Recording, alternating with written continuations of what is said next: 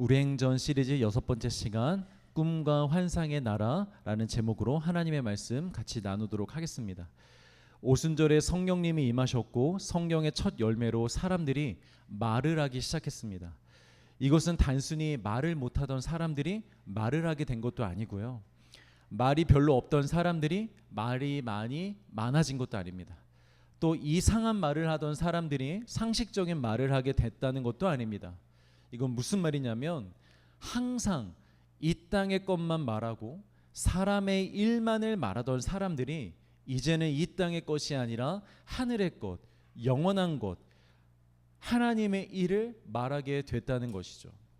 전 세계에서 온 유대인들이 이 갈릴리 사람들이 자기들이 사용하는 그 민족의 언어로 이야기하는 것도 놀랍지만 진짜 그들을 놀라게 한 것은 그 내용이었습니다. 십자가에서 힘없이 저항 한번 못하고 죽임당한 그 사람이 우리의 메시아라고 합니다. 그분이 죽으시고 부활하심으로 말미암아 구원이 완성되었다고 합니다. 원래 그 사람들이 믿었던 것은 무엇입니까? 율법. 내가 율법을 다 지켜야만, A부터 Z까지 율법 어느 거 하나 빠짐없이 다 지켜야만 내가 구원을 받을 수 있다고, 그렇게 믿으며 평생을 살아왔는데 이제는 예수님만 믿으면 된다고 하십니다. 예수님만 믿으면, 그 예수님의 이름만 믿으면 구원을 받는다고 합니다.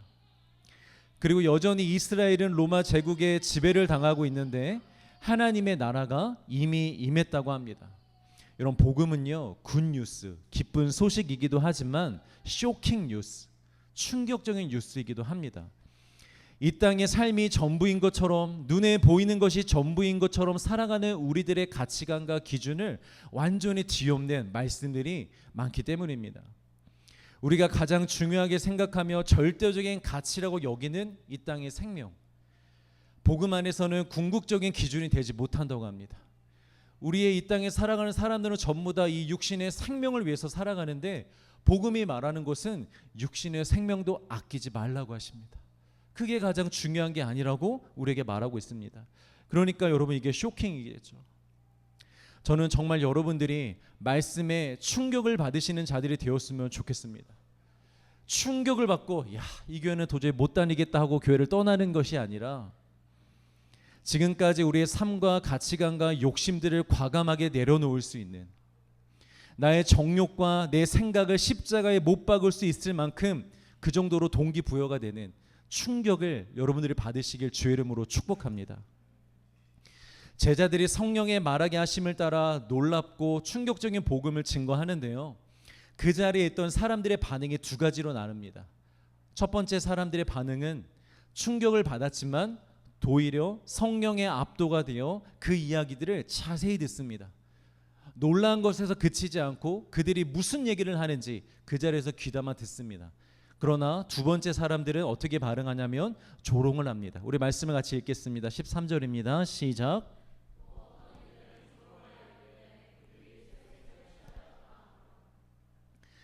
여기서 말하는 새술은 이제 막 냉장고에서 꺼내온 시원한 참이슬을 말하는 것이 아닙니다. 당시의 술은 포도주였습니다. 오늘날로 말하면 와인을 말하는 거죠.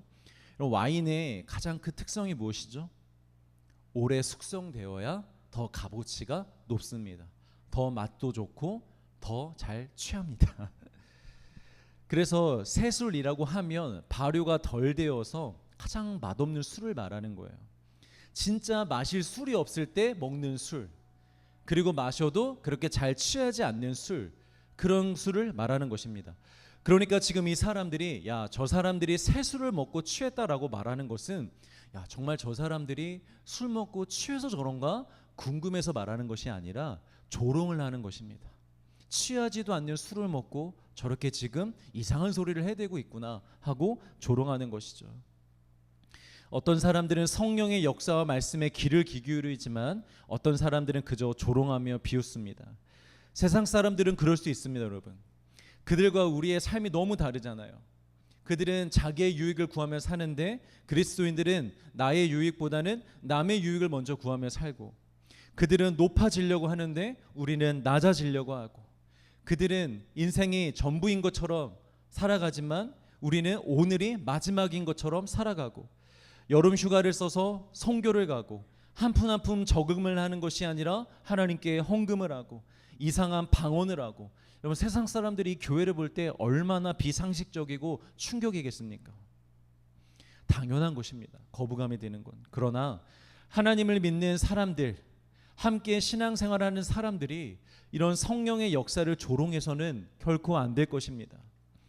그러나 그런 사람들이 있다는 거죠. 속으로 기도하고 방언을 하고 하나님께 붙잡혀 사는 사람들의 모습을 보면서 유난 떤다, 오버한다, 지만 신앙생활 하나, 저런다고 뭔 일이 있겠나, 저런다고 뭐가 달라지겠나 하면서 저런 삶은 미련한 거야 하면서 성령의 역사들을 부인하고 외면하고 깎아내려서는 안 된다는 것입니다.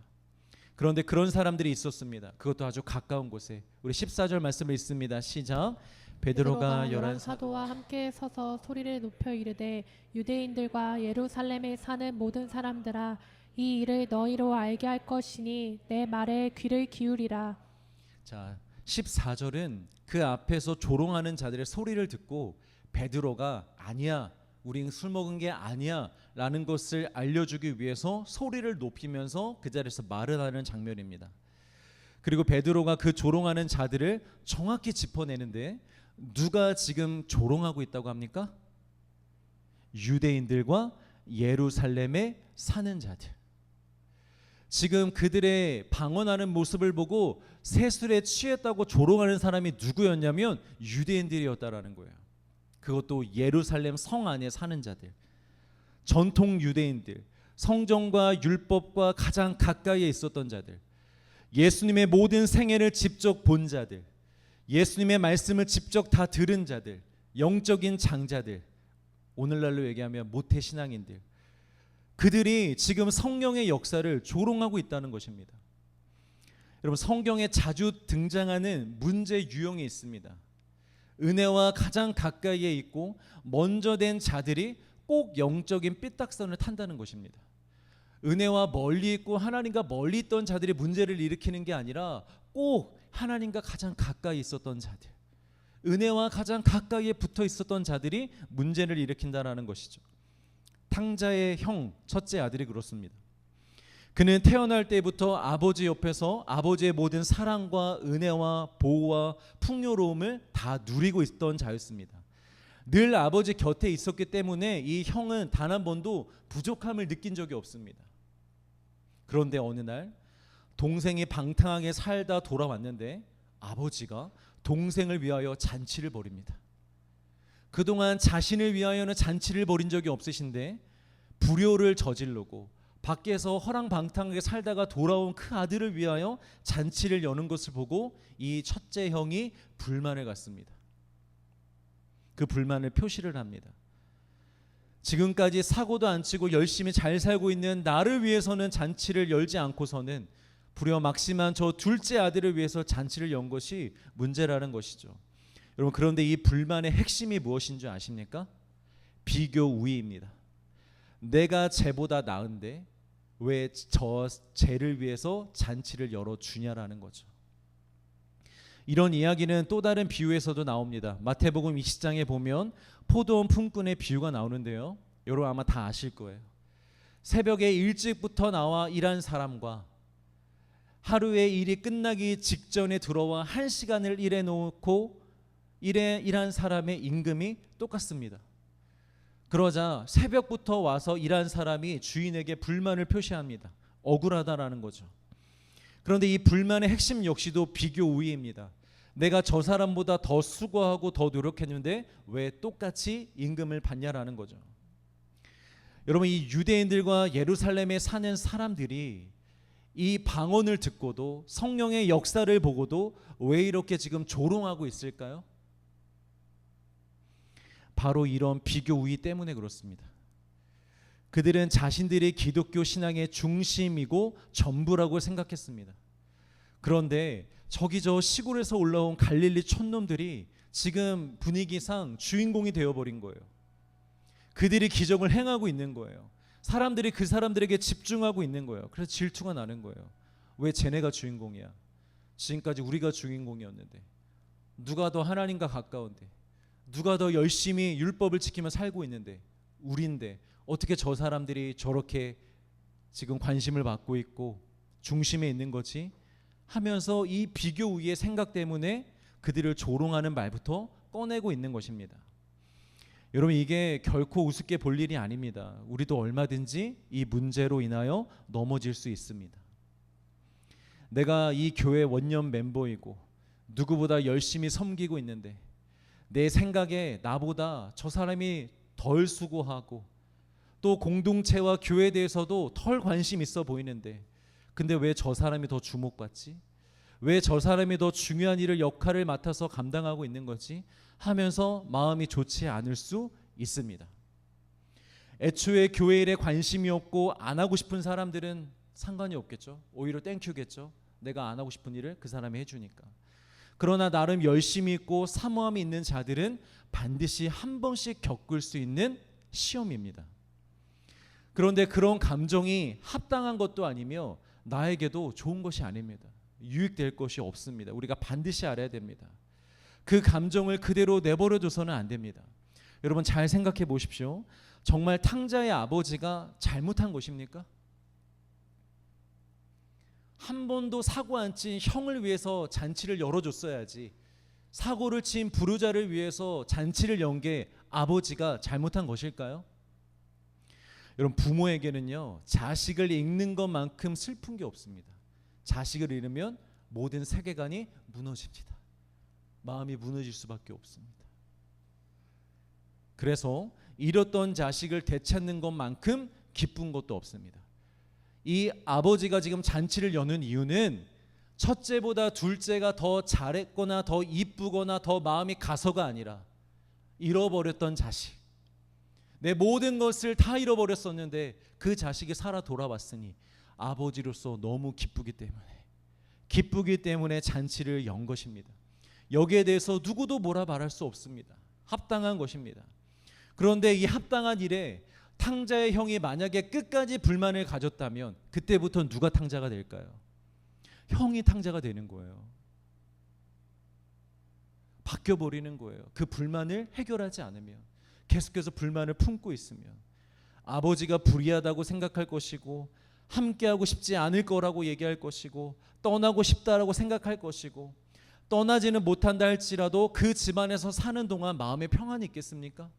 아버지를 볼 때마다 화가 나는데, 저 둘째 동생을 볼 때마다 화가 나는데, 그때부터 이 첫째 형은 탕자로 살 수밖에 없는 거예요. 여러분, 포도원의 품꾼들도 마찬가지입니다. 주인이 잘못한 것이 있습니까, 여러분? 계약서에 보면 정확히 그렇게 되어져 있습니다. 이 주인은 이미 계약을 그렇게 다 했습니다. 일찍 일한 사람들이나 늦게 일한 사람들이나 다 계약서대로 임금을 받았을 뿐입니다.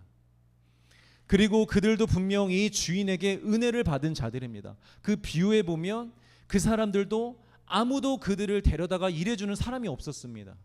그런데 그런 사람들을 불쌍히 여겨서 이 포도밭 주인이 데려다가 일을 시킨 것입니다. 안 시켜도 되는데 그들을 불쌍히 여겨서 일을 시켜준 것이었죠. 그들도 그 주인이 없었다면 그 하루를 굶었어야 됐습니다. 그들의 가족들도 굶었어야 됐습니다. 그런데 그런 주인의 은혜를 보지 못하고 옆에 있는 사람들을 보며 비교하여 억울하다고 말하고 있다면, 그래서 그 주인을 미워하게 된다면, 그래서 그 주인에게서 등을 돌린다면 그는 이제부터 그 선한 주인의 은혜를 받을 수가 없습니다. 목회를 하면서 가장 안타까울 때가 언제인 줄 아십니까? 사람과의 관계에서 생기는 사사로운 감정으로 인해서 눈앞에 코앞에 하나님이 찾아오셨는데, 은혜를 주시고자 하는데, 은혜가 바로 앞에 있는데 그 은혜를 누리지 못하는 경우입니다. 조금만 기도하면 되는데, 예배하면 되는데, 함께하면 되는데, 그러면 하나님의 은혜가 쏟아 부어질 텐데, 삶에서 겪는 사사로운 감정의 싸움들, 감정의 어려움들, 불만들, 마음의 어려움들, 그것을 이겨내지 못하고 해결하지 못하고 하나님 앞에 나아가지 못하여 주님이 주시는 은혜를 경험하고 누리지 못하는 경우, 그런 경우에 가장 마음이 안타깝습니다. 여러분 그런 미련한 사람이 되지 않기를, 그런 미련한 상황에 빠지지 않기를 주의 이름으로 축복합니다. 자, 15절을 같이 한번 읽겠습니다. 시작. 너희 생각과 같이 이 사람들이 취한 것이 아니라. 분명 베드로도요, 그들이 무작정 조롱하고 있다는 것을 왜 몰랐겠습니까? 쟤네 지금 우리를 조롱하고 있구나 라고 분명히 알고 있었습니다. 그래서 그냥 무시하고 넘어갈 수도 있었습니다. 그러나 그렇게 하지 않았습니다. 굳이 그들의 조롱에 답변을 합니다. 왜냐하면 성령의 사람들은 자신의 감정과 생각의 지배를 받지 않고 성령의 지배를 받기 때문입니다. 사람의 감정이었다면, 사람의 정욕의 지배를 받았다면 무시하고 돌아서면 그만이지만, 성령은 그들에게 말하고 싶어 하십니다. 그들에게 진리를 전하고 싶어 하십니다. 그들에게 은혜를 주고 싶어 하시고 그들에게 생명을 주고 싶어 하십니다. 그들에게 기회를 주고 싶어 하신다라는 거예요. 다음 주에 보겠지만 실제로 이 자리에서 조롱하던 자들이 베드로의 설교가 끝난 뒤에 그 자리에서 회개하고 성령을 받아 예수의 사람들이 됩니다. 몇 명이나? 3,000명이나. 베드로가 자신의 감정대로 했다며, 그래서 그들에게 말씀을 전하지 않았다며 일어나지 않았을 일입니다. 그러나 베드로가 자신의 감정에 지배당하지 않고 성령의 지배당하여 그들에게 말씀을 전하자 그들이 성령의 사람이 될 수 있었다라는 것이죠. 여러분, 상황과 환경과 상대의 성격과 상대의 말과 행동보다 우리가 더 경계해야 되는 것은 내 생각입니다. 성령은 나의 밖에 있는 환경은 초월하여 역사하실 수 있습니다. 성령은 충분히 그런 일을 하십니다. 우리 생각에는 안 될 거야. 이런 일은 일어나지 않을 거야. 저 사람은 바뀌지 않을 거야. 이 문제는 역전되지 않을 거야. 했던 그 모든 것들도 성령님은 하실 수 있습니다. 바꿀 수 있습니다. 그러나 우리가 우리 안에서 내 생각과 마음으로 한계를 정하고 제한하고 하나님의 역사를 제한한다면, 그래서 내 마음대로 그렇게 살아간다면 하나님은, 성령님은 역사할 수 없습니다. 왜냐하면 성령은 나를 통해서 일하시기 때문입니다. 나를 통로로 일을 하시는데 그 통로가 막혀버리니 여러분, 성령의 일하심이 나아갈 수 있겠습니까? 성령이 베드로를 통해 말씀하십니다. 때가 제3시다. 여러분, 이스라엘 시간 계산법 아시죠? 이스라엘 시간에서 몇 시간을 더하면 우리나라 시간이 되죠? 요즘 시대의 시간? 6시간을 더하면 됩니다. 그러니까 제3시는 몇 시입니까? 9시입니다. 오전 9시입니다. 야, 이 사람들아, 지금이 아침 9시다. 이렇게 많은 120명의 사람들이 아침 9시부터 술을 먹고 이러고 있겠느냐? 상식적으로 이게 가능하냐? 억지 부리지 마. 너희들 지금 억지 부리는 거 다 알아. 억지 부리지 말고 이리 와봐. 내가 지금부터 놀라운 이야기를 너희들에게 해줄게. 그러면서 16절의 이야기가 시작이 되는 거예요. 16절 읽겠습니다. 이는 곧 선지자 요엘을 통하여 말씀하신 것이니 일렀으되. 자, 지금 너희가 보는 이 현상은 단순한 기적이 아니야. 너희들 요엘 알지? 요엘 선지자 아마 다 알 거야. 그 선지자가 이런 말씀을 하셨어. 그 말씀이 지금 그대로 이루어진 거야 하면서 요엘의 이야기를 시작하는 거예요. 내용을 보기 전에 먼저 요엘서에 대한 핵심을 좀 짚어보고 가겠습니다. 요엘서는 바벨론 포로 이후에, 그리고 제2의 성전이 재건된 이후, 예수님이 오시기 전 그 어딘가 시대입니다. 그런데 그 시대에 갑자기 메뚜기 재앙이 임한 거예요.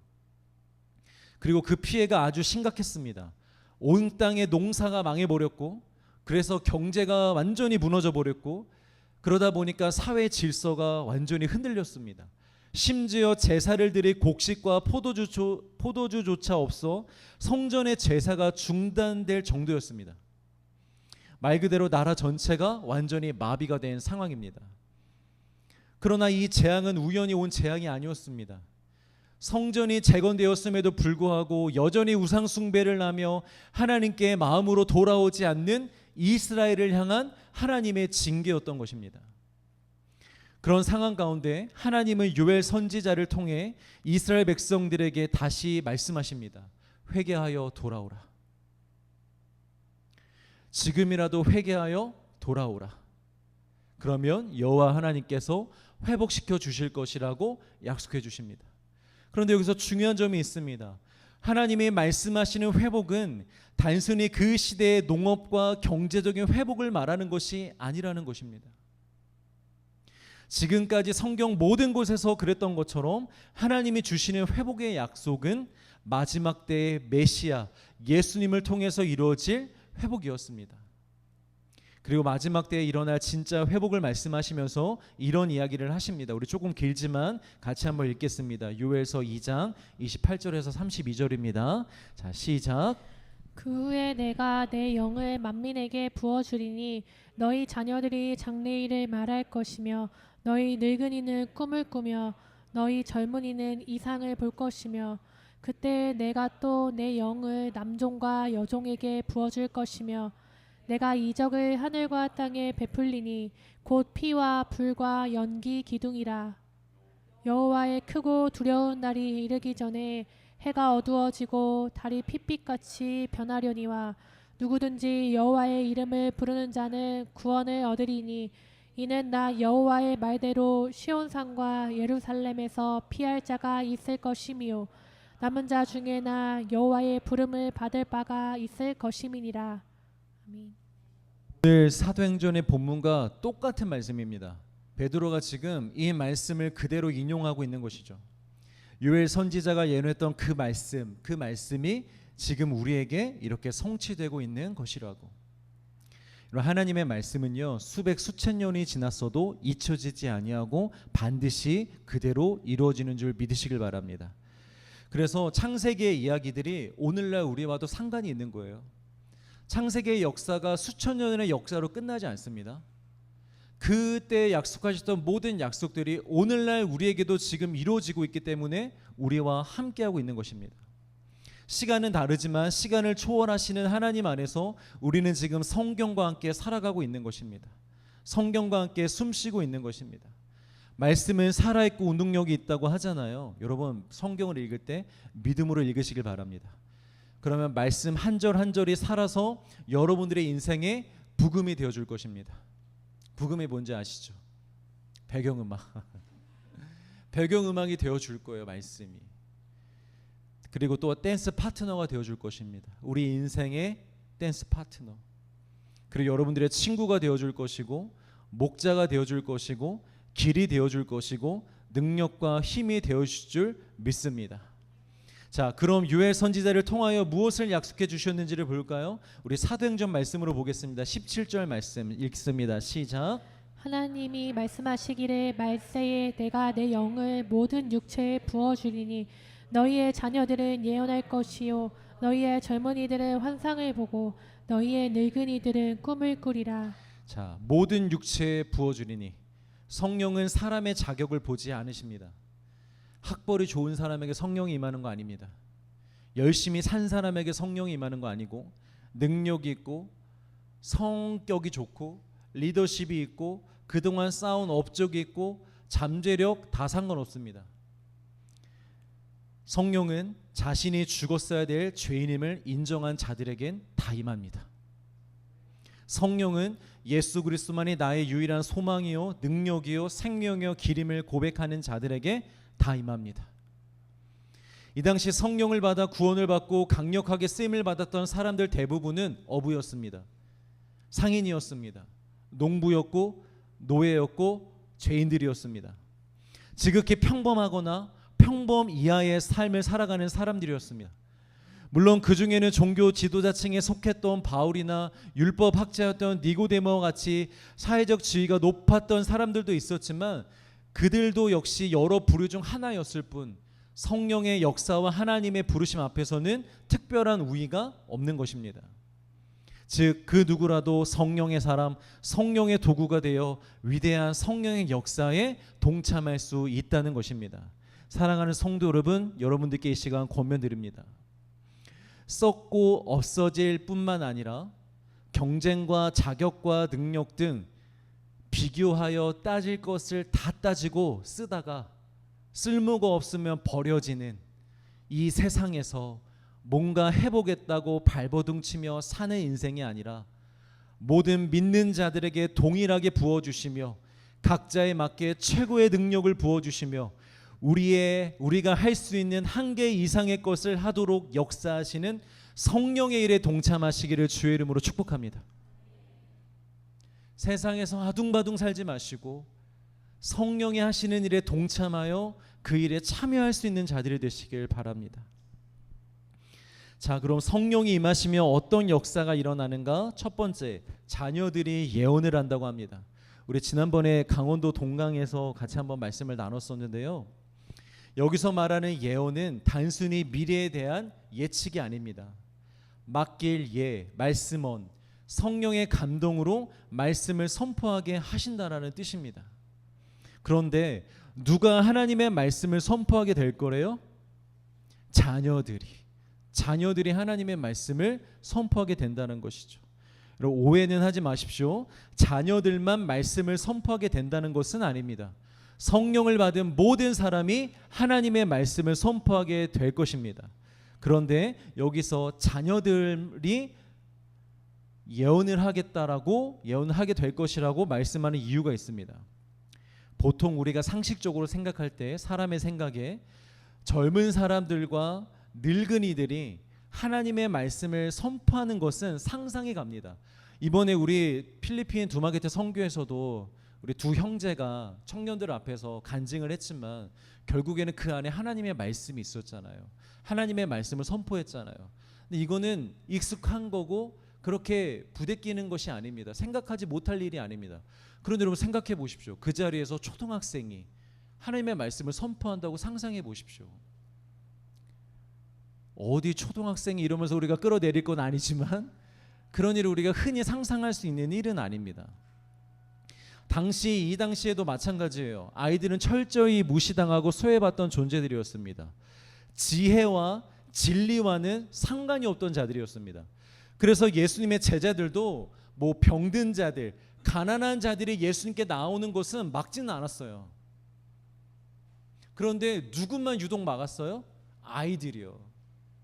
정말로 애들은가 너희들이 이것과 무슨 상관이 있느냐, 너희들은 진리와 상관없어, 하나님의 말씀과 상관없어, 이런 능력과 상관이 없어, 니들이 뭘 알아, 가서 놀기나 해, 이런 취급받던 사람들이 바로 아이들이었어요. 오늘날에도 크게 다르지 않죠. 아이들이 하나님의 말씀을 선포한다, 상상이 되십니까? 뭐 우리가 행사 때 아이들이 앞에 나와서 하나님의 말씀을 암송한 것을 외우면 우와, 쟤네들 참 대견하다. 나는 못하는데 저거 쟤네들은 하는구나 하고 우리가 대견하게 여기고 칭찬은 할지언정, 그들이 이곳에서 하나님의 말씀을 담대히 선포하고 어른들을 향하여 그렇게 가르칠 때 어른들이 그 아이들의 말을 들으며 찔려하고 막 아멘하고 가만히 듣고 있는 것이 상상이 가십니까? 잘 안 가잖아요. 성경에서 말하는 이 자녀들은요, 10세, 10살을 전후로 하는 사람들을 얘기합니다. 그러니까 오늘날로 얘기하면 초등학생들을 말하는 거예요. 요즘 초딩들의 언어를 보십시오. 욕이 없으면 대화가 안 됩니다. 욕을 하지 않으면 말을 할 수가 없어요. 남을 조롱하고 놀리는 것이 일상입니다. 여러분, 개거지라는 말 아십니까? 개거지, 개근거지. 옛날에는 개근하는 것이 사람의 어떤 그 성실함을 나타내는 지표였잖아요. 그래서 큰 상이었잖아요. 그런데 요즘에 개근상을 받으면 놀림을 받는다고 합니다. 왜냐? 가난하여서 여행도 못 가는 애들, 그래서 학교만 나오는 애들, 그런 식으로 놀리고 하는 거예요. 그리고 갈수록 아이들의 말과 행동이요, 가벼워지고 진지함이나 존중이 사라져가는 것을 우리가 다 경험하고 보고 있습니다. 그런데 그런 아이들에게 성령이 부어지면 그들의 입에서 진리가 선포된다라는 거예요. 살아계신 하나님의 말씀, 생명의 말씀이 그 아이들의 입을 통해서 선포가 된다는 것입니다. 여러분, 이것이 최고의 육아이고 자녀 교육이며 자녀에게 줄 수 있는 최고의 선물인 줄 믿으시길 바랍니다. 여러분 자녀를 키우실 때 성령 충만함으로 키우는 것을 목표로 두시길 바랍니다. 조기 교육, 영어 알아서 하시고요. 그러나 그것보다 더 먼저 성령의 충만한 아이로 키우시기를 주의 이름으로 축복합니다. 여러분들의 아이가 초등학교 입학하자마자 하나님의 말씀을 선포하고 다니고 예수를 믿으라 그러고, 교회에서도 어른들을 만났을 때 예수님이 어렸을 때 그 종교 지도자들과 말씀을 논했던 것처럼 우리 아이들이 장난감이 아니라 지나가는 어른들을 붙잡고 이 말씀 아십니까? 회개하고 돌아오십시오. 이렇게 얘기할 수 있는 우리 자녀가 되기를 간절히 소망합니다. 아이들뿐만이 아니라 젊은 우리들도 마찬가지입니다. 우리 입에서도 얼마나 부정적이고 영혼을 병들게 하고 불신하고 정죄하는 말들이 많이 나옵니까? 그 말들로 나 자신과 사랑하는 가족들과 친구들에게도 얼마나 많이 우리가 상처를 줍니까? 여러분, 이게 정말 무서운 것입니다. 나는 그냥 뱉은 말인데 누군가는 그 말 속에 갇혀서 영혼과 마음이 무너지고 고통 중에 살아갈 수도 있다는 것이죠. 지난 수요 태바 50대도 말씀드렸지만 하나님의 말씀으로 세상을 창조하셨던 것처럼 사탄도 말로 이 세상을 사망에 빠뜨렸습니다. 말이 그렇게 무섭습니다. 여러분들의 말이 그렇게 무서운 거예요. 그냥 좋은 말, 이쁜 말, 긍정적인 말을 하자는 게 아닙니다. 성령의 충만함을 받아 사람을 살리고 일으키며 살게 하는 말을 할 수 있는 우리 모두가 되기를 주의 이름으로 축복합니다. 자, 두 번째로는 청년들이 환상을 본다는 것입니다. 환상은 영어로 비전입니다. 비전은 단순히 미래에 대한 목표와 꿈이 아닙니다. 비전이 헬라어로 호라마라는 단어인데 그 뜻이 보여지다 또는 시각적인 체험을 말합니다. 즉 당장 현실에서 우리 눈으로는 보이지 않지만 지금도 실제하며 지금도 이루어지고 있고 이루어져 가고 있는 영적인 세계의 일들을 믿음의 눈으로 보게 되고 깨닫게 되는 것입니다. 이게 바로 비전입니다. 환상의 사람 다니엘, 환상의 계시록 요한, 그들도 다 이 비전을 본 것입니다. 그들은 지금 일어나고 있는 이 세상의 일들이 세상 사람들은 몰랐지만 그들은 비전으로 보게 된 것입니다. 아, 이게 이런 일이구나. 하나님이 지금 이런 역사를 이뤄가고 계시는구나. 앞으로 하나님께서 이런 일을 이뤄 가시겠구나 하는 그 비전을 보게 된 것입니다. 그러면 왜 청년들에게는 환상, 비전을 보여주시느냐? 이 환상 역시 자녀들이나 늙은이들도 볼 수 있지만 특별히 청년들을 지목하여 말씀하시는 이유가 있습니다. 우리 전도서 11장 9절 말씀을 같이 한번 읽어보겠습니다. 시작. 즐거워하며 내 청년의 날들을 마음에 기뻐하여 마음에 원하는 길들과 내 눈이 보는 대로 행하라. 그러나 하나님이 이 모든 일로 말미암아 너를 심판하실 줄 알라. 여러분, 청년의 때, 젊은 때는 어떤 때입니까? 왜 청년의 날 때에 기뻐하라고 하실까요? 청년, 젊을 때는요, 우리가 원하고 우리의 마음이 가고 우리 눈에 보이는 대로 뭐든지 할 수 있는 나이기 때문입니다. 물론 100% 공감은 안 되실 거예요. 환경에 좀 제약을 받을 때가 있죠. 그러나 조금만 생각해 보십시오. 여러분들의 청소년 시기까지의 삶과 지금 여러분들의 삶을 비교해 보십시오. 어느 시절이 더 자유가 많습니까? 어느 시절 때 더 내 마음이 가는 대로 마음껏 할 수 있습니까? 지금입니다. 지금 시기입니다. 그리고 아직 경험해 보지 않은 사람들이 더 많지만 상식적으로 부모님의 삶을 한번 생각해 보면서 생각해 보시길 바랍니다. 부모와 나의 삶 중에 누구의 삶이 더 자유롭고 누가 더 마음대로 살며 누가 더 눈에 보이는 대로 살 수 있습니까? 부인할 수 없습니다. 우리입니다. 지금 이 시기에 살아가고 있는 우리입니다. 우리만큼 마음대로 사는 사람은 없습니다. 우리만큼 원하는 대로 사는 사람도 없고 우리만큼 눈에 보이는 대로 세상이 돌아가는데도 빠르게 적응하며 살아가는 세대가 없습니다.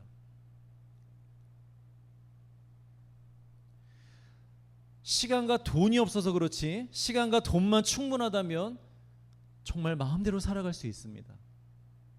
마음대로 도전하고 마음껏 경험하고 마음껏 바꿔보고 인생을 만들어갈 수 있는 시기입니다. 그리고 이런 시기가 나쁘다고 성경은 말하지 않습니다. 기뻐하러 갑니다. 아휴, 젊어서 좋겠다 라면서 나이 계산도 안 되시는 하나님이 비꼬시는 게 아니고요. 정말 청년의 시기는 그렇게 무엇이든지 할 수 있는 시기이기 때문에 그 젊음을 감사하고 기뻐하라고 하는 것입니다. 그러나 그런 자유에는 책임도 따른다는 것을 알아야 합니다. 자유가 있다고 하여 내 마음이 가는 대로 마음대로 살면 결국에는 그 삶에 따른 심판을 마지막 날에 하나님으로부터 받게 될 거란 것이죠. 그래서 여러분, 어느 때보다 이 청년의 시기가요 너무 중요합니다. 이 젊은 시절이 너무 중요합니다. 이때 우리가 무엇을 보는지가 너무 중요합니다. 왜냐하면 우리는 보이는 대로 할 수 있는 사람들이기 때문이에요. 어른들은 쉽게 그렇게 못해요. 그런데 청년들을 보면 금방 어딘가에 무엇인가 보고 오고 마음이 혹하고 마음에 감동이 되어서 금방 이거 하겠다 저거 하겠다 여기 가겠다 저기 가겠다 막 이렇게 흩어져 버립니다. 잘못됐다는 건 아니지만 잘 보고 움직여야 되는데 잘못 보고 움직이는 경우가 너무 많기 때문에, 그래서 우리가 이 시기가 너무나 중요하다라는 거예요. 이 시기에 세상으로부터 성공하는 법을 자꾸만 보고 돈 많이 버는 법을 보고 잘 사는 법, 행복하게 사는 법, 인생을 즐기는 법, 자아 실현하는 법, 자기 만족하는 법을 자꾸만 보고 있으면 우리의 발은, 내 마음은, 우리의 삶은 그쪽을 향하여 갈 수밖에 없어요. 여러분, 아무도 못 말립니다. 목사도 못 말리고 부모도 못 말려요. 거기에 한번 그것을 보게 되면, 그것에 빠지게 되면 열심히 그것을 위하여 갈 수밖에 없습니다. 환경이 안 돼서 그 지점까지 못 도달한다 할지라도 도달할 수 없음에도 불구하고 평생을 거기에 매여 살아갈 수밖에 없다라는 거죠. 그러나 이 시기에, 여러분들 시기에 세상 사람들은 볼 수 없는 하나님의 일, 성령의 일, 그런 영적인 일들을 여러분들이 믿음의 눈으로 보게 된다면 여러분 어떻게 될까요? 우리의 삶이 어떻게 달라질까요? 19세기 말에요, 여러분, 미국에서 제2의 대각성 운동이 일어났습니다. 이 부흥의 운동은 대도시뿐만이 아니라 농촌과 소도시까지 확산이 되었는데요, 엄청난 회개의 역사와 성령의 체험들이 곳곳에서 일어나게 됩니다. 이때 많은 청년들이 성령으로 말미암아 비전을 보게 됩니다. 하나님이 무슨 일을 하고 계신지, 하나님이 앞으로 어떤 일을 행하실지 그것을 비전으로 보게 됩니다. 그 전까지 그들은 대부분의 청년들과 마찬가지로 그저 눈에 보이는 이 세상에서 자신들이 앞으로 어떤 직업을 가져야 인생을 잘 살 수 있을지, 요즘 어떤 직업종이 대세인지, 그것을 이루기 위해서 무엇을 준비해야 되는지, 그런 것을 열심히 준비하며 살고 있었던 청년들이 대부분이었습니다. 그런데 그 부흥을 통하여, 성령을 통해 하나님의 일을 보게 된 거예요. 그때 어떤 일이 일어난 줄 아십니까? 그 비전을 본 많은 미국의 청년들이요, 결단을 합니다. 목회자로 살기로, 선교사로 살기로, 선교하기로, 복음을 전하기로 결단을 합니다. 그리고 그때 결단하여 세계로 나아가 복음을 전했던 사람 중에 조선 땅에 온 언더우드 선교사가 있고 아펜젤러 선교사가 있습니다.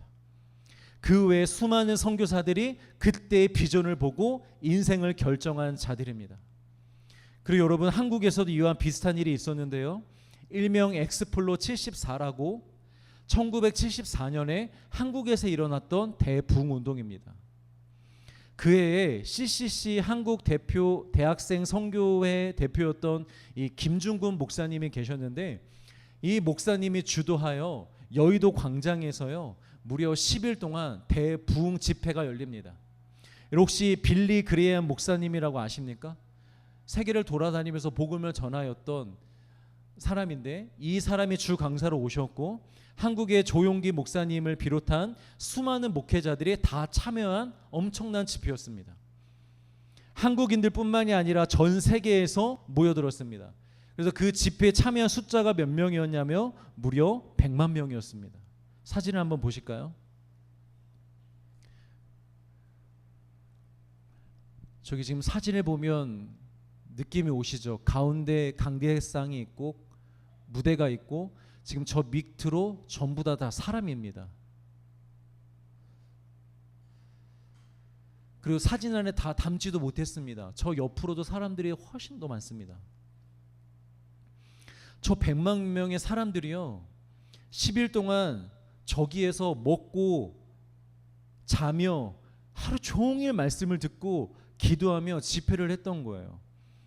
그리고 그 집회에서 많은 청년들이 비전을 보게 됩니다.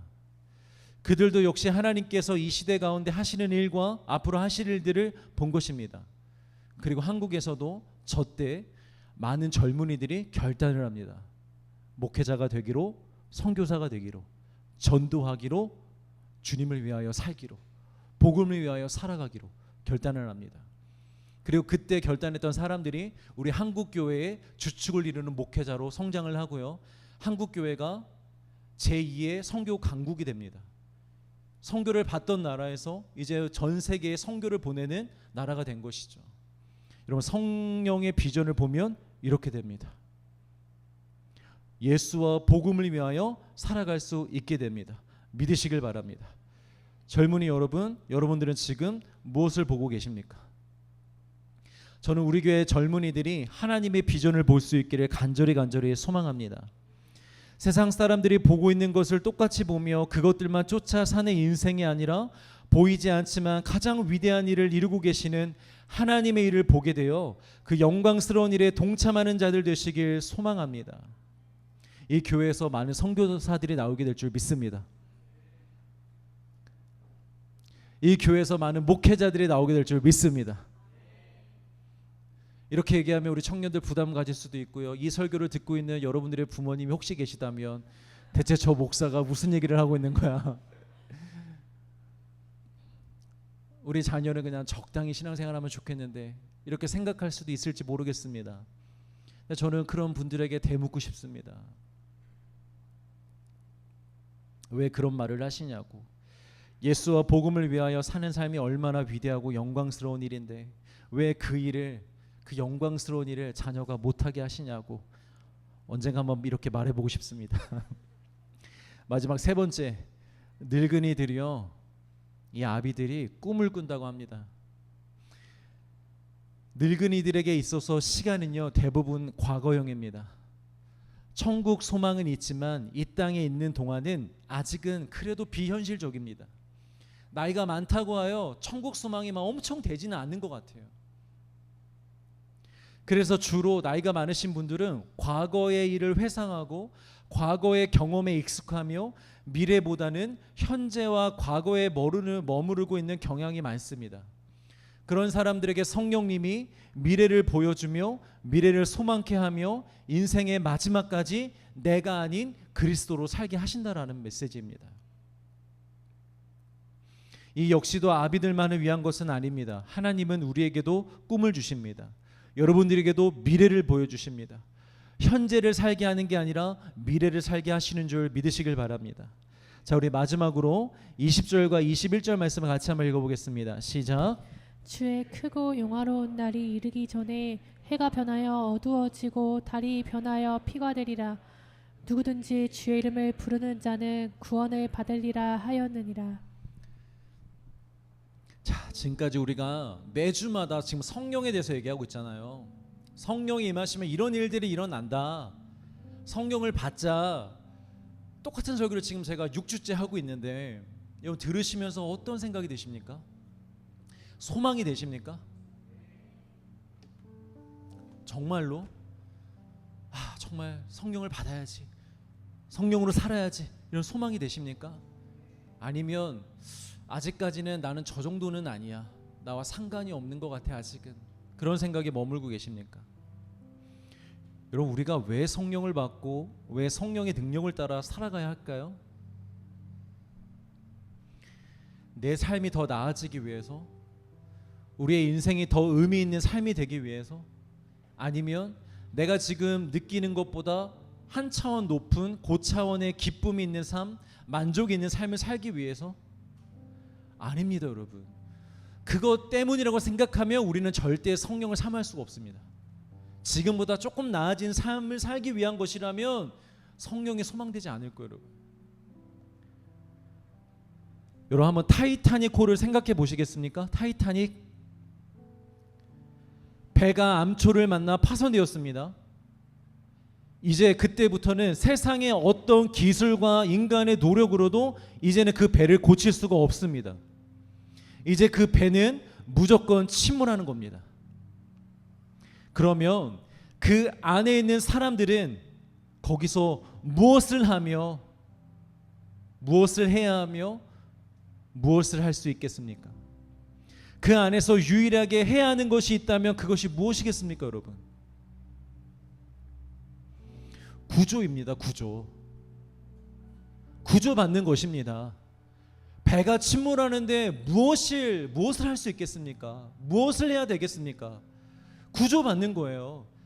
내가 구조받고 내 가족이 구조받고 함께 이 배를 타고 있던 누군지는 잘 모르지만 인류애적인 마음으로 그 사람들이 구조받는 것, 그게 전부입니다. 그것만이 의미가 있습니다. 그것 외에 다른 것은 아무것도 의미가 없습니다. 여러분 동의하십니까? 아담과 하와가 선악과를 따먹은 사건은 인류의 배가 암초를 만나 파손을 당한 것입니다. 그때부터 인류는 고칠 수가 없습니다. 완전한 침몰, 심판을 향해 가고 있는 것입니다. 성경은 내내 이 이야기를 하고 있는 거예요. 이 세상은 끝이 있다. 이 세상은 지금 침몰하는 배다. 반드시 침몰할 거야. 멸망할 거야. 심판받을 거야.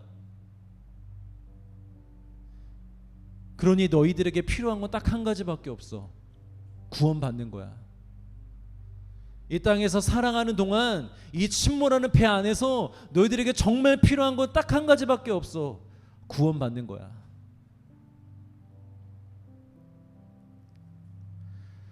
여러분 한번 생각해 보세요. 침몰하는 배 위에 여러분들의 삶을 집어넣어 보세요. 침몰하는 그 타이타닉 호 안에 여러분들의 삶을 한번 집어넣어 보세요. 타이타닉 호 안에 내가 지금 살아가고 있는 삶 그대로 그 안에서도 그렇게 똑같이 살고 있다고 생각해 보세요. 내가 지금 걱정하고 있는 거, 근심하고 있는 거, 붙잡고 있는 거, 원하고 있는 거, 만나고 있는 거, 하고 있는 거, 그 행동과 그 마음 그대로 가지고 타이타닉 호 안으로 들어가 보세요. 여러분 어떤 것 같으세요? 그 삶이. 그러고 있는 삶이 어떤 삶이라고 생각이 되십니까?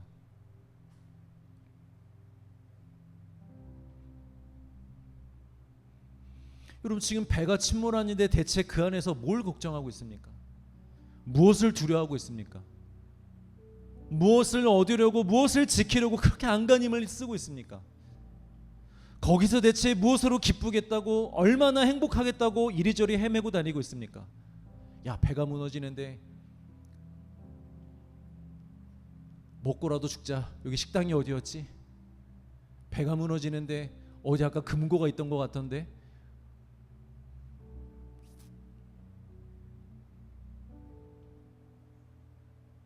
사랑하는 성도 여러분, 성실하게 일하십시오. 돈 벌어서 맛있는 것도 먹고 여행도 다니십시오. 다 하십시오. 그러나 그런 삶이 우리의 인생의 주가 되게 하지 마십시오.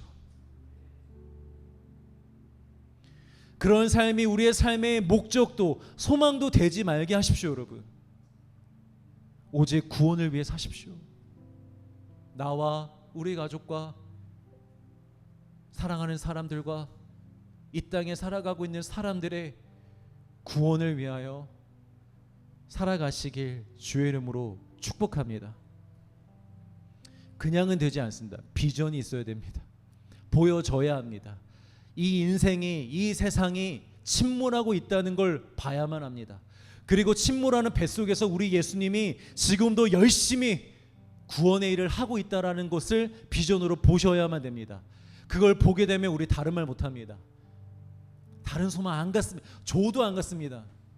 야 너 이거 가져볼래? 너 이거 금, 은, 보화 이거 다 가져볼래? 아무리 우리한테 이렇게 갖다 줘도 우린 그게 더 이상 소망이 되지 않습니다. 왜냐? 우린 봤잖아요. 비전을 봤잖아요. 지금 이 현실을 봤잖아요. 침몰하고 있는 걸 봤잖아요. 금은 보화가 뭐가 중요합니까?